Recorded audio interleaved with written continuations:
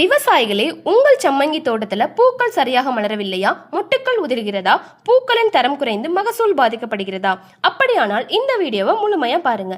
சம்மங்கி பயிரில் அதிக சேதத்தை ஏற்படுத்தும் பூச்சிகளில் முக்கியமானவை மாவுப்பூச்சி, மொட்டுப்புழு, நூற்புழு.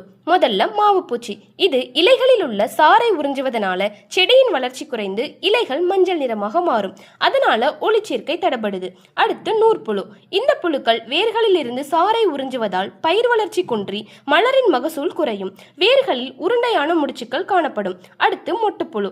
இந்த மொட்டுப்புழு பூக்களை தாக்கும். புழுக்கள் மொட்டுக்கள் மற்றும் பூக்களை துளைத்து உண்ணும். இதனால மொட்டுக்கள் காய்ந்து உதிர்ந்துவிடும், நிறமாற்றம் அடையும். இதை எப்படி கட்டுப்படுத்துன்னு கேட்குறீங்க? தாக்கப்பட்ட மொட்டுக்களை சேகரித்து அழித்து விடவும். வேப்பெண்ணெய் தெளிப்பதன் மூலம் பூச்சிகளை விரட்டலாம். அது மட்டும் இல்லாம நம்மளோட தயாரிப்பான இன்ஃபினிட்டி மற்றும் அல்மைட்டியை பயன்படுத்துறது மூலமா இந்த பூச்சி தாக்குதலை கட்டுப்படுத்தலாம். எனவே அனைத்து விவசாய பெருமக்களும் இதனை வாங்கி பயனடையுமாறு கேட்டுக்கொள்கிறேன். மேலும் தொடர்புக்கு 63844400313. ஆரோக்கியமான பயிருக்கு நண்பகமான துணை.